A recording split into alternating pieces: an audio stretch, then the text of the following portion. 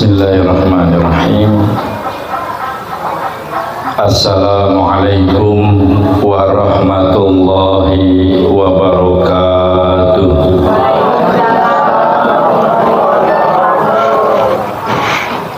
Innal hamdalillahi nahmaduhu wa nasta'inuhu wa nastaghfiruh wa na'udzu billahi min syururi anfusina wa min sayyiati a'malina may yahdihillahu fala mudhillalah wa may yudlil fala hadiyalah.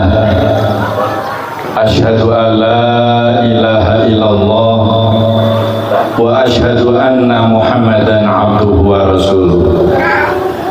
Allahumma sholli ala Muhammad wa ala ali Muhammad kama shallaita ala Ibrahim wa ali Ibrahim wa barik ala Muhammad wa ali Muhammad kama barakta ala Ibrahim wa ali Ibrahim innaka Hamidum Majid. Amma ba'd. Para hadir yang dirahmati Allah, marilah kita bersyukur dengan mengucap alhamdulillahirabbil alamin. Segala puji hanya bagi Allah, Tuhan penguasa alam yang penuh dengan berbagai macam nikmat dan karunia darinya.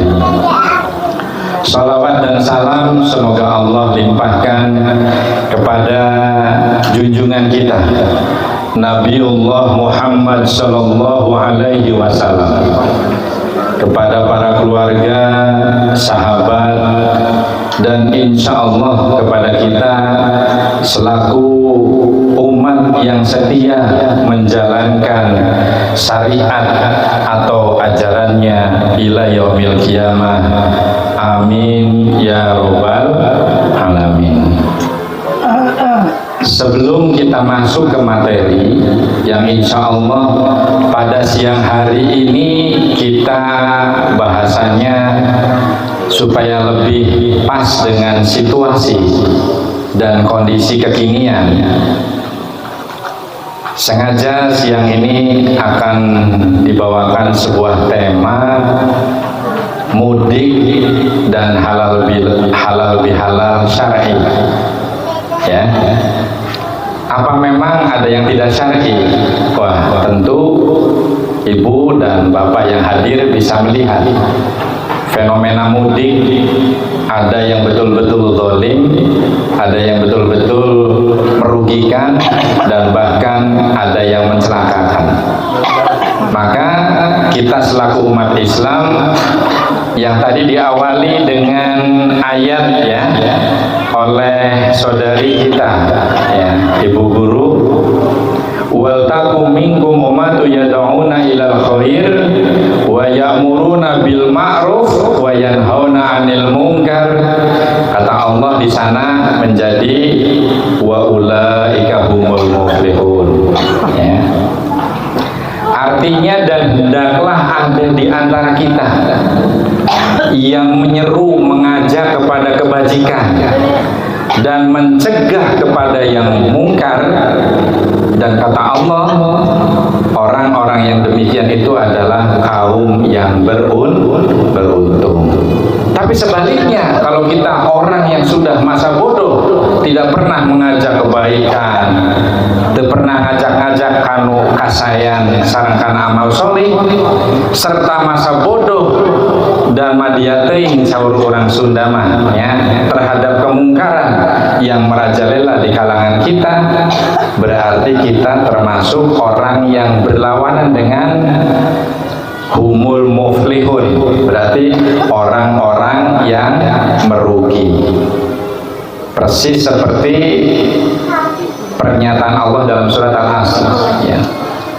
Wal as, demi masa, innal insana lafi khusr, sesungguhnya kita dalam keadaan merugi, illa kecuali ya, yaitu orang-orang yang amanu, yang beriman, yang watawasau bil haq, wa tawassaw bis-shaubr, orang-orang yang selalu berwasiat kepada kebaikan. Seperti sekarang kita berwasiat di dalam ta'lim ini karena agama itu adalah nasihat, ya, ad-dinu nasihat. Jadi agama itu nasihat. Nasihat untuk siapa? Nasihat tentang ketuhanan, tentang Allah, kemudian tentang kerasulan, dan tentang kepemimpinan kita sebagai khalifatu fil ardi. Jadi kalau kita betul-betul pengen diakui oleh Allah menjadi orang yang beruntung, maka hendaklah kita senang, cinta, dan hobi mengajak kepada hal-hal kebaikan. Apakah sudah dilakukan oleh kita? Saya sudah mencontohkan kepada grup keluarga Bani Toha, ya, boleh dicek ke Dokter Lia, mungkin ada catnya, ya. Sekalipun mungkin punya rencana, suaminya datang dari jauh di sana, mungkin ada rencana-rencana piknik, plesir dan sebagainya.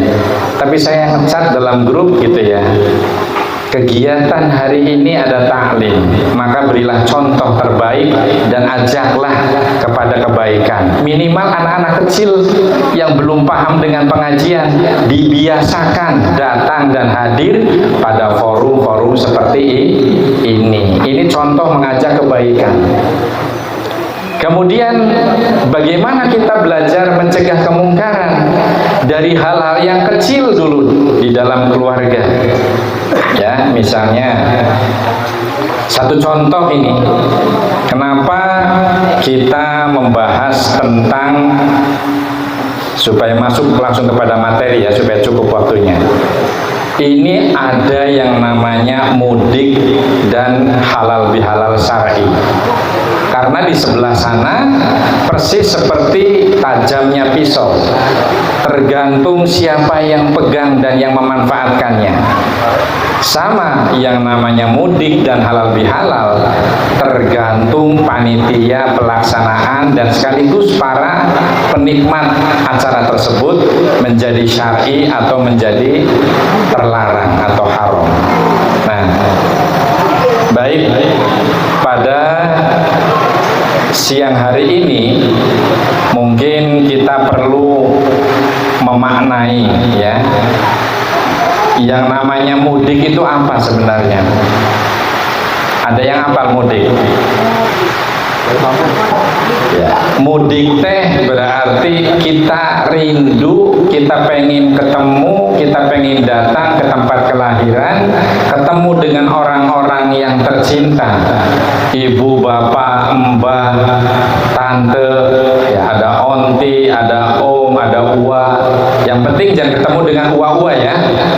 Kalau uwa-uwa berarti ketemunya bukan mudik, tetapi di kebun binatang.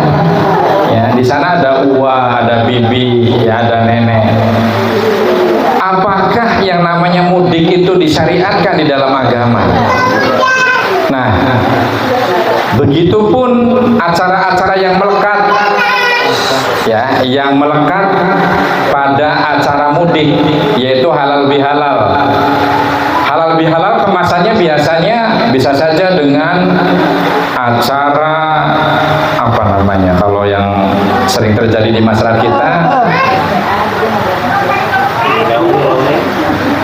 kalau kita satu alumnus SD SMP apa namanya, reuni ya, reuni dengan tema halal bihalal gitu ya. Kemudian mudik juga sama, ada yang dari Jakarta pulang ke Jawa, ke daerah-daerahnya tempat kelahiran dan sebagainya.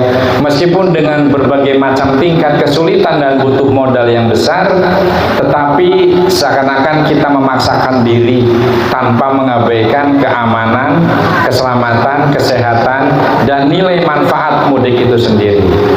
Nah, disinilah akan menjelaskan kenapa mudik itu dibolehkan di dalam agama kita. Karena memahami agama itu bukan secara tradisional saja, bukan secara saklek konseptual berdasarkan Quran dan Sunnah saja. Ada beberapa yang harus kita terjemahkan, yang harus kita hadirkan nilai-nilai pemahaman-pemahaman dari para ahli yang disebut dengan ilmu fikih. Nah, ilmu fikih itu adalah ilmu yang dicanangkan dan digaungkan oleh para fuqaha. Fuqaha itu para ahli, para kiai, para alim secara jama'i, kemudian menuangkan hukum dalam kitab fikih. Boleh enggak kira-kira mudik? Kalau melihat fenomena yang kita lihat, kira-kira mudik lebih setuju dihukumi haram atau halal? Ada yang halal, ada yang sunnah, ada yang haram, ada yang makruh, ada yang mubah. Semuanya betul dan bisa menjadi haram apabila kita memahaminya dengan tidak menggunakan pendekatan wasatiyah. Ada yang tahu wasatiyah? Wasatiyah itu adalah metode pendekatan memahami agama, khususnya agama Islam, yang salah satu metode ini diambil oleh jamaah kita atau dalam bermuhammadiyah. Karena apa? Ada jamaah yang saklek tidak menggunakan wasatiyah, kumaha cek hadis, kumaha cek Quran. Kalau tidak ada dalam Quran dan Sunnah, kemudian konsepnya dituangkan sesuai dengan apa adanya, maka banyak yang mengatakan berjenggot sunnah, ya, celananya di atas mata kaki sunnah. Memang betul itu, bukan aneh. Tapi yang menjadi permasalahan, apabila kita mau belajar sunnah secara jujur, saya sekali lagi sering menyampaikan, tolong carikan dalil atau hadis yang mengatakan bahwa hukum zakat fitri itu keluarnya beras seperti Indonesia. Coba, kalau kita menggunakan hadis tersebut, berarti kita sampai sekarang tidak mungkin zakat fitri itu keluarnya beras 1 sok. Ada yang menerjemahkan 2,5 kilogram, ada yang menerjemahkan 2,75 kilogram, atau supaya sahih sekalian lebih bagus, lebih afdol 3 kilogram. Nah, itulah yang disebut ranah fikih.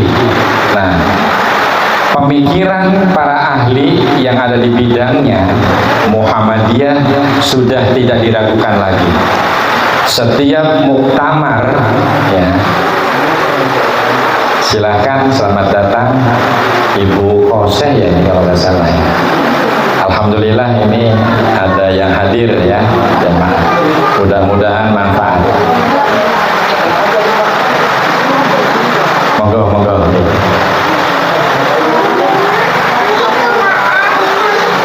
Jadi kembali, ya, kepada pemahaman wasatiyah itu kebijakan, toleransi, pertengahan, artinya, ya, tengah-tengah. Jadi henteu saklek teuing berdasarkan Quran dengan Sunnah secara konseptual, sesuai dengan apa adanya bunyi hadis atau bunyi Al-Quran. Tetapi di dalam Al-Quran ada ayat-ayat yang jelas, ya, ada ayat-ayat yang samar-samar atau mutasabihah. Nah, itu dibutuhkan cara mentafsirinya harus betul-betul oleh para ahlinya. Nah, wasatiyah ini mestinya harus dipahamkan kepada jamaah nanti pada tema tersendiri atau judul tersendiri. Baik, berangkat dari tema mudik dan halal bihalal berdasarkan pendekatan wasatiyah yang diambil oleh Muhammadiyah, ternyata hukum mudik itu dibolehkan. Nah, ini salah satu dasar hukumnya. Ini adalah hadis Nabiullah Muhammad SAW wallahi innaki la khairu ardillah wa ahabbu ardillah ilallah walaula anni ukhrijtu minki ma kharajtu. Ini hadisnya demikian.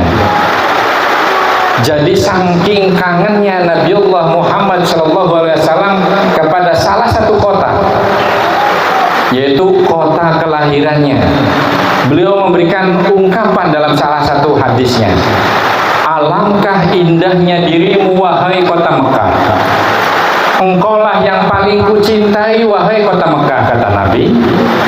Seandainya saja dulu aku, ya, pada saat menjadi penduduk Mekah tidak mengusirku, kata Nabi, pasti aku masih tinggal di sini, kata Nabi.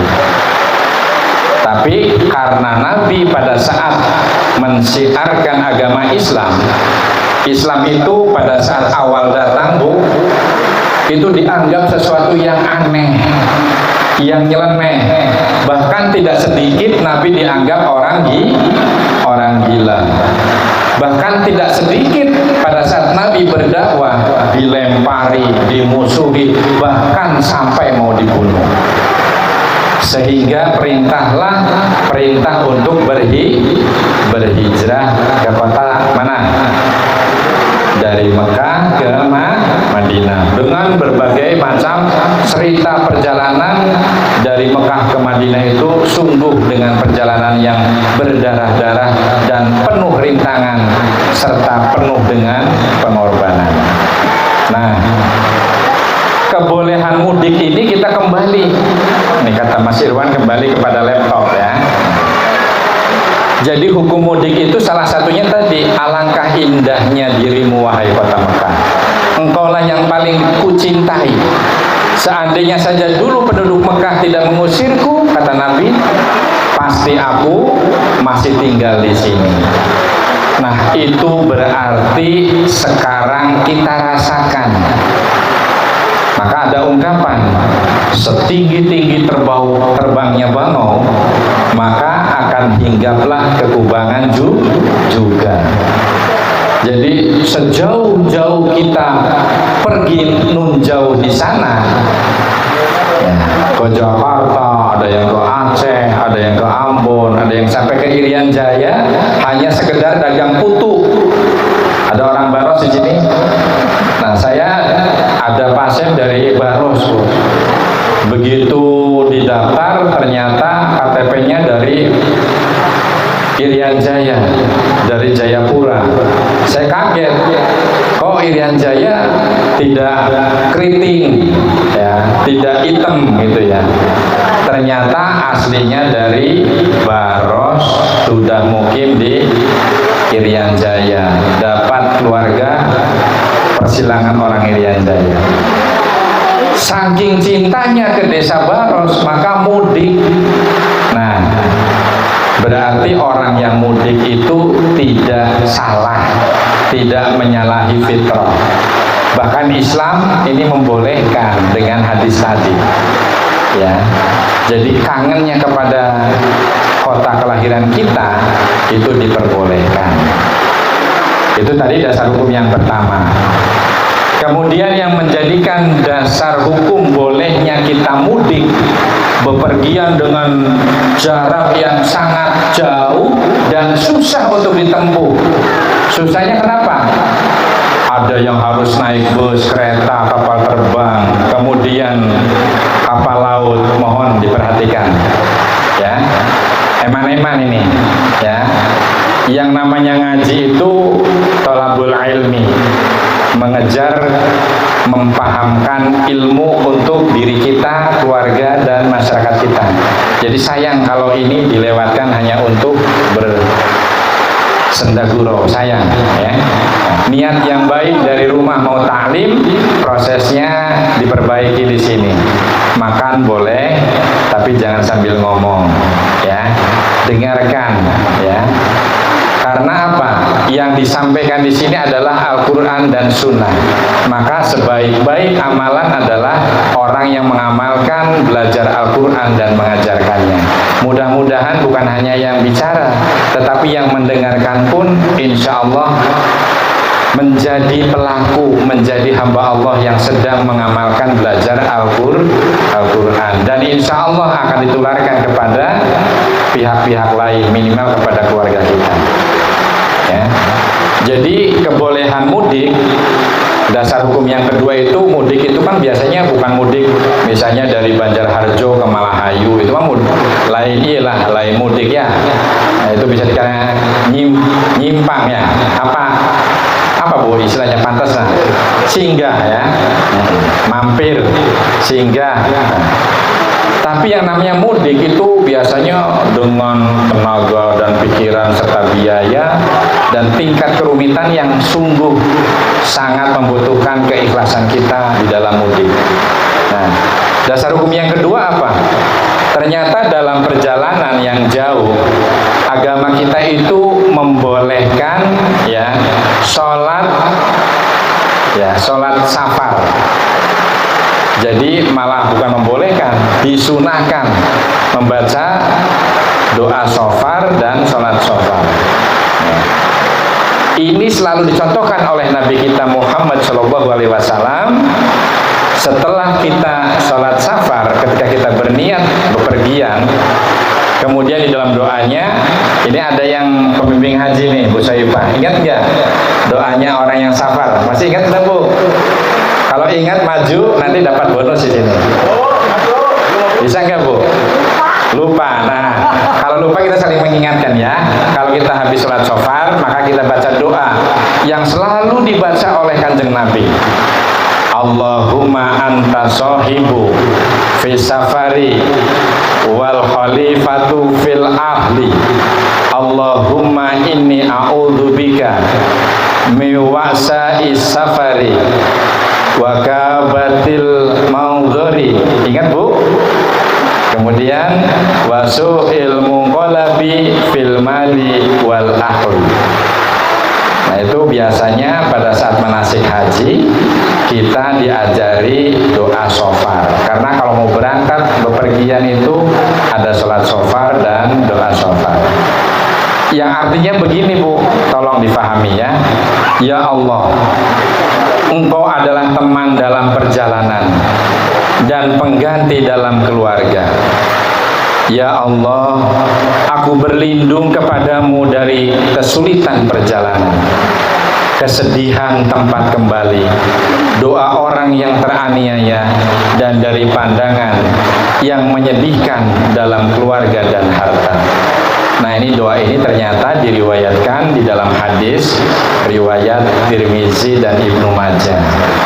Jadi mudik itu boleh sampai ada doanya Bu, karena kita mau bepergian.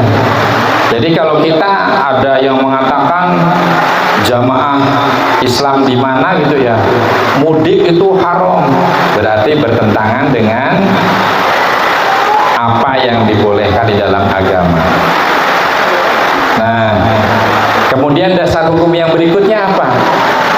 Di dalam serba-serbi mudik dan halal bihalal, atau yang disebut biang lala ya, biang lala mudik dan halal bihalal. Ada yang paham biang lala? Nah, ada yang mengartikan biang lala itu adalah kumidi putar ya, atau apa itu yang namanya itu yang pundar ya, kumidi putar atau sejenisnya lah.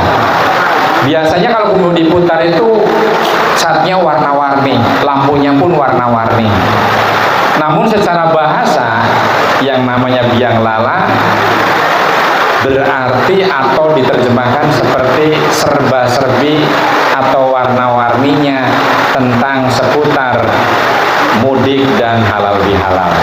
Nah, berikut ini dasar hukum yang ketiga. Kenapa kita boleh mudik? Karena melekat pada acara mudik, ternyata Allah menyiapkan hukum bagaimana sholat bisa digabungkan di dalam niat dan selama perjalanan atau shofar.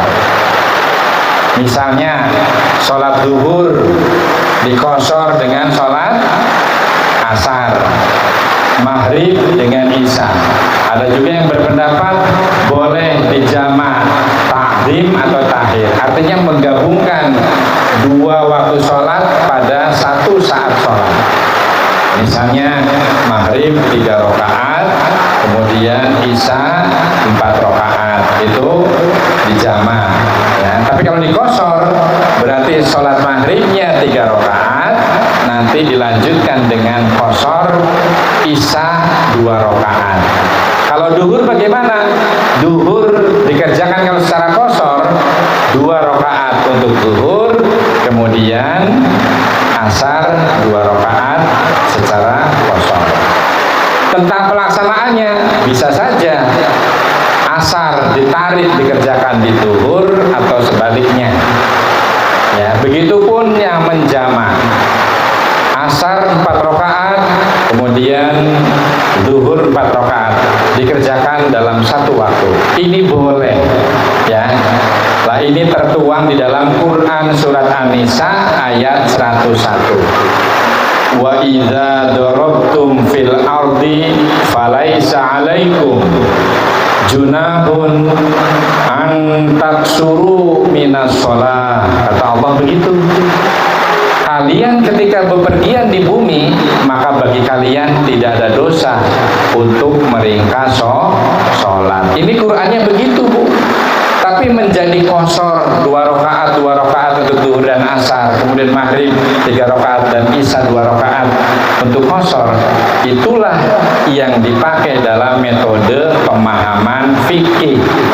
Nah, fikih itu salah satunya bentuk daripada kita mengambil jalan Islam wasatiyah, Islam tengahan.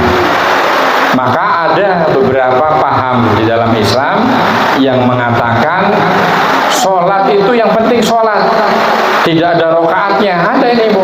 Ada yang disebut kelompok muslim ingkarus sunnah, tidak yakin dengan sunnah, tidak yakin dengan hadis, yang penting Quran. Sholat yang penting eling sholat gitu ya, mau 2 rakaat mau 4 rakaat ada, Bu. Berarti kalau orang yang melakukan berislam dengan percaya dan yakin sama Al-Quran saja, tidak dengan keyakinan kepada sunnah-sunnah Nabiullah dan sunnah-sunnahnya para sahabat, berarti itu yang disebut ingkarus sunnah. Nah, padahal Islam itu berdasarkan Al-Quran dan As-Sunnah.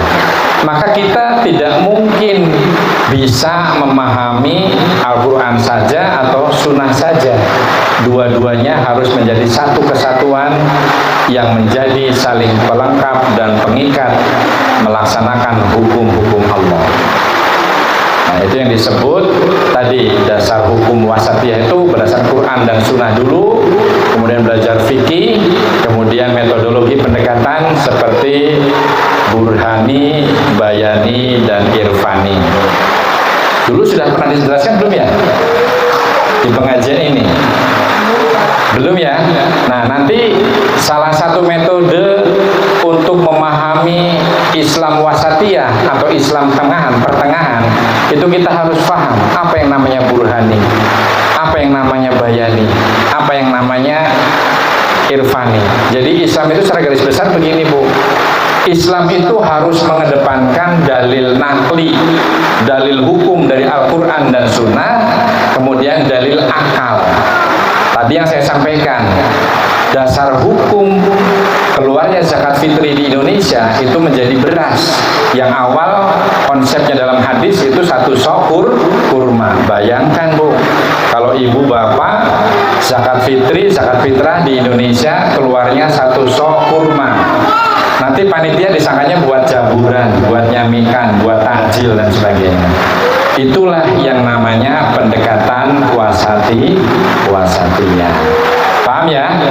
Makanya dalam memahami gitu, Mas Mahmud haram, tidak sunnah. Karena apa? Islamnya tidak berjenggot. Kata Mas Mahmud, lamun saya jenggot tadi ingu nganti lu helai. Jadi lamun ku incu dicabut, leungit kabeh. Nah, ini berarti pendekatan-pendekatan yang kadang-kadang kurang mengedepankan Islam wasatiyah. Jadi ada yang Muslim itu setengah wajib berjenggot, as-sunnah. Ya, padahal memang betul, hadisnya memang betul. Jadi dalam hadis kurang lebihnya dijelaskan begini: untuk membedakan pasukan muslim dengan non muslim, maka panjangkanlah jenggotmu, cukur kumismu, dan bersihkan apa ini? Godek. Apa? Godek apa nih kalau di sini? Godeknya. Nah. Begitu pula yang melekat berikutnya, maka untuk membedakan celananya dibikin naikkan ke atas mata kaki. Hadisnya memang betul ada, Bu. Tapi asbabul wurud atau sabab-musababnya turun hadis itu untuk membedakan supaya jangan salah tembak, salah bidik. Ternyata orang Islam misalnya menembak orang Islam sendiri dalam pasukan berperang. Paham ya sampai sini ya? Itulah pentingnya kita ngaji seperti sekarang.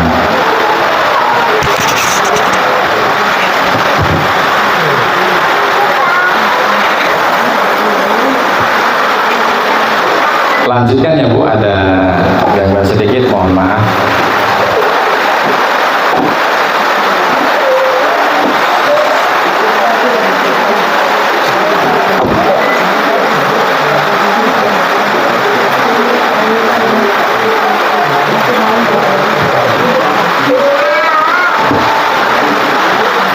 Lanjut ya, tadi mereka sholat atau menggabung dua sholat dalam satu waktu.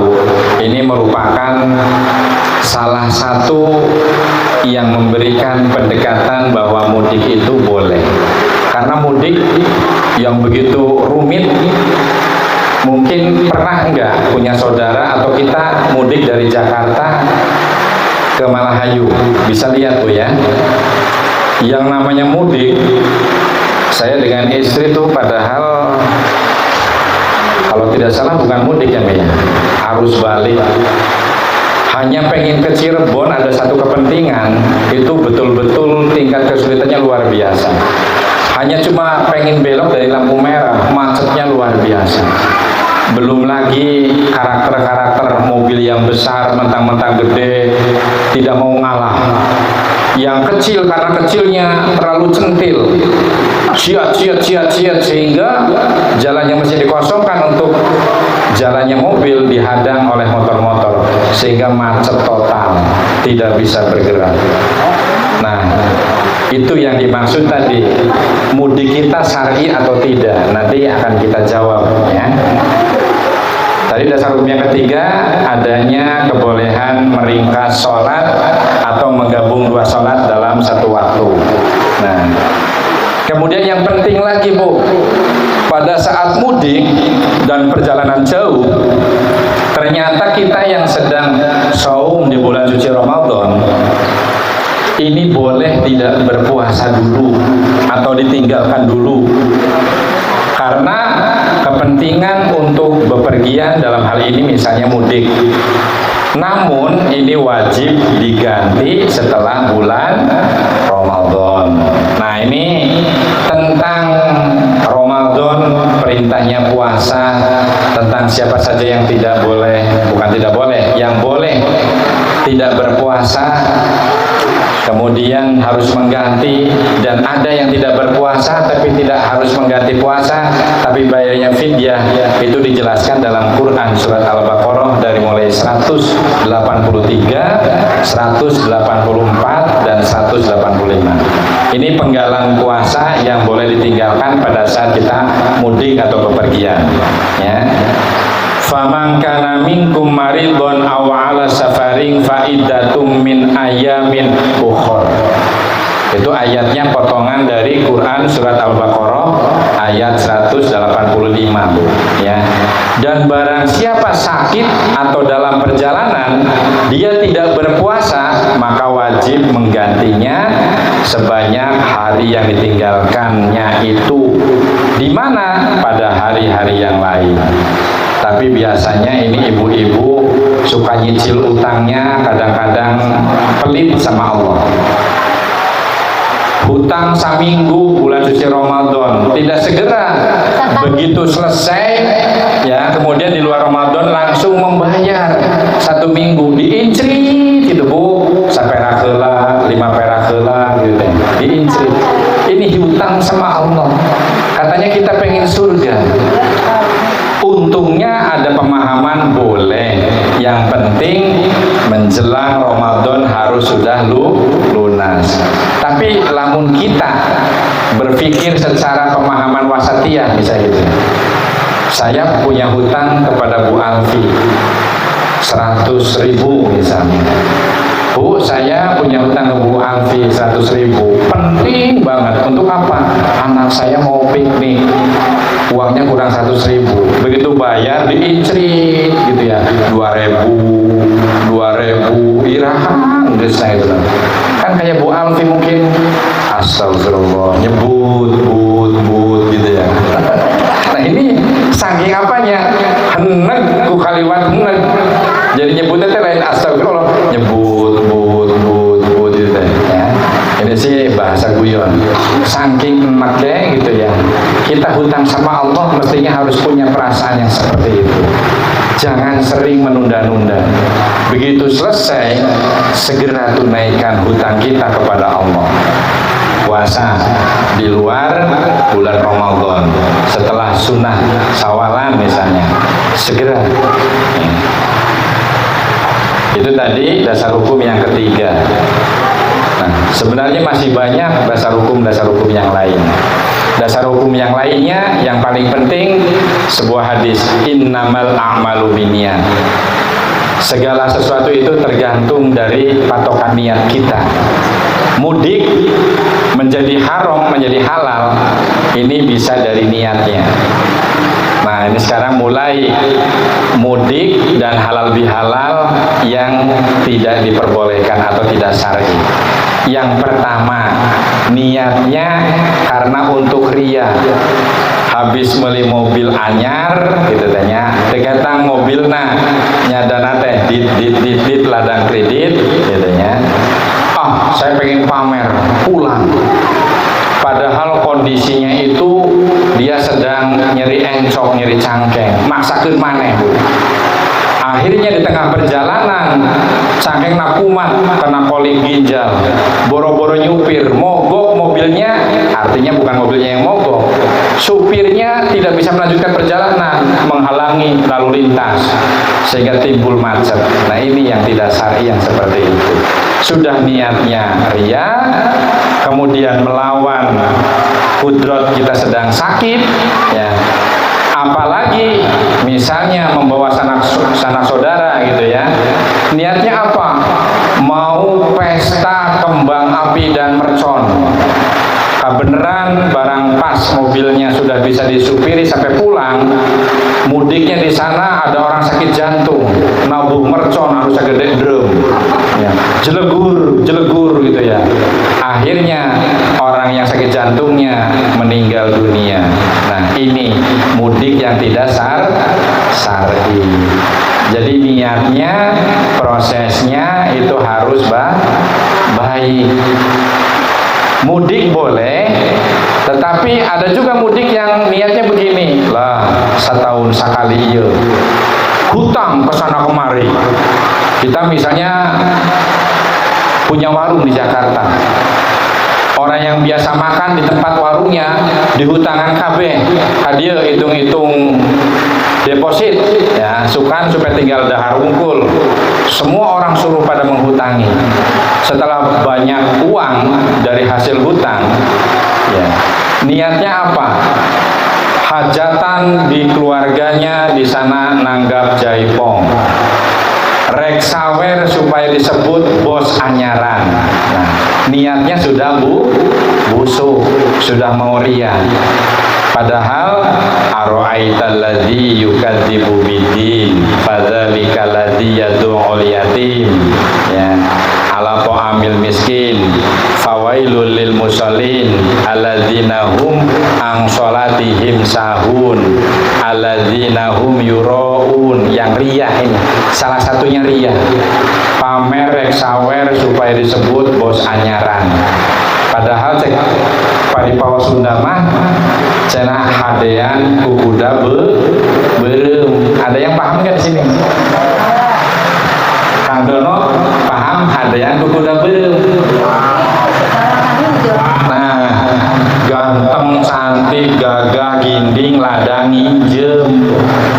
Kita penampilannya oke, serba hebat, handphonenya baru, duitnya banyak, ternyata ladang, injem. Nah, kemudian sawer, barang gue sawer, duit nambah kumargung, nyeri huntu, aduh, suka tinggal bayar hutang. Nah, ada lagi yang sengaja mudik jauh-jauh karena apa? Tidak ada anak laki-laki, tidak punya anak yang harus dinikahkan. Tuh boga-boga kudu dihitankeun jeung dinikahkeun, digusaran. Ngagusaran anak awewe, padahal gusar itu amalan orang Hindu dan Buddha. Ada acara ngagusaran. Siapa di sini yang masih melakukan ngagusaran? Berarti orang yang masih disebut daslam, setengah Buddha, setengah Islam. Nah ini sudah dari sana diniati boga duit, misalnya mumpung aja modal dagang Bu, tapi karena badaan supaya niatna kondangan loba udah rongkap cenah masih araya, hitung-hitung halal bihalal jeung sadulur. Nah ini halal bihalal yang haram ya. Ladang hutang orjen utang saparo ya. Kemudian perhiasan apa itu, parabotan ya, lampu dan sebagainya kakara DP. Begitu parung obor jang bayar masih kurang loba, nyeri huntu deui humaragung, bingung mau dagang di sana tidak punya modal, hutang bank. Setelah hutang bank ternyata dagangnya rugi, akhirnya rumahnya disita, disegel. Rumah ini dalam pengawasan BRI misalnya gitu ya. Kan ini yang menjadikan kebiasaan-kebiasaan kita mudik seputar halal bihalal dan acara-acara yang haram menurut agama.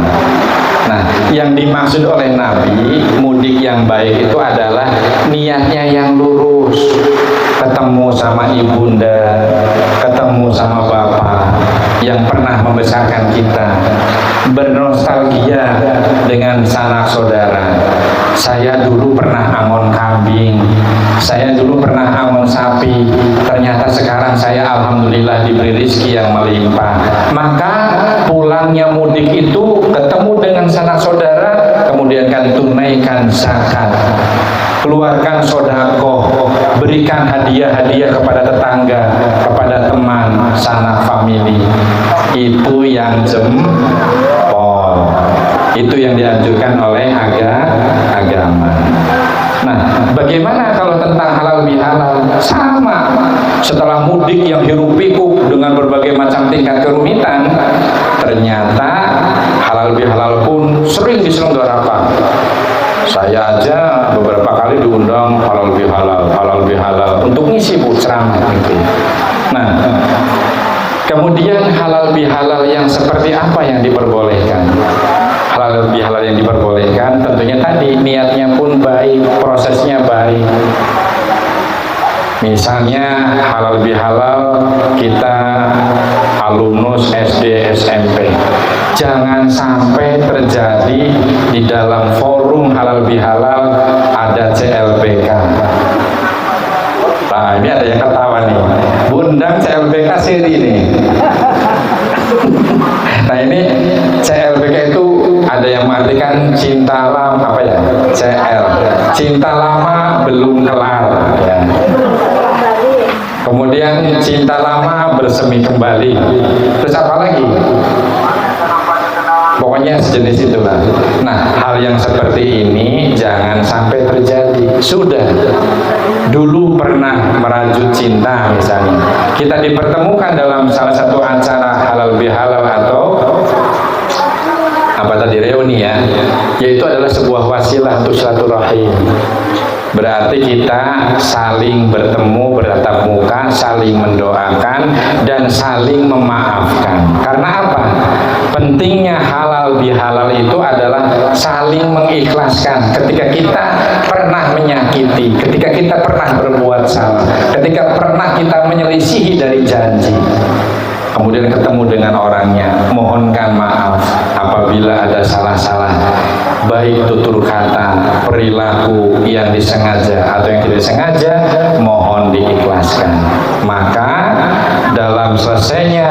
saum bulan suci Ramadan, kita diperintahkan taqabbalallahu minna wa minkum, mohon maaf lahir dan batin.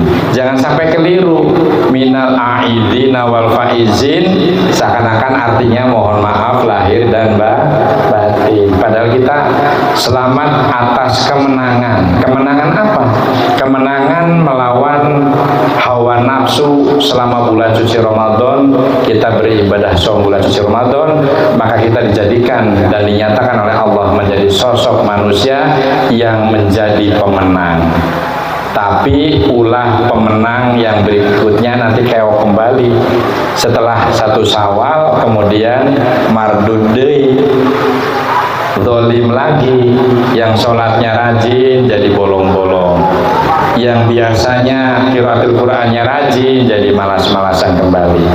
Jadi ini merupakan sebuah muhasabah, introspeksi, ya. Sudahkah kita dalam acara halal bihalal ini lebih baik dari hari kemarin? Sudahkah kita memaafkan dosa teman-teman kita, saudara-saudara kita? Karena apa? Sebenarnya yang disyariatkan oleh Islam itu kita tidak memohonkan maaf, tetapi maafkanlah orang lain sebelum orang lain meminta maaf kepada kita. Siap apa siap? Siap ya Bu ya. Nah, jadilah muslim yang baik, yaitu memaafkan dosa dan kesalahan orang lain sebelum mereka meminta maaf kepada kita. Jangan dibalik-balik, jangan diputar, ya. Satu acara 7 turunan moal dihampura dosa si lain. Ini ada, tidak boleh. Berarti pendendam. Muslim tidak boleh pendendam. Muslim tidak boleh menjadi pemarah. Ketika marah, istighfar, astagfirullahaladzim. Belum mampu hilang dari marahnya, maka ambillah air wudhu. Insya Allah kita menjadi muslim yang sejuk, yang tenang hatinya dan jernih pemikirannya, serta istiqomah ibadahnya. Nah, itu saja yang bisa disampaikan pada kajian siang hari ini seputar mudik dan halal bihalal. Semoga bermanfaat, dan bila ada salah-salah, saya manusia biasa.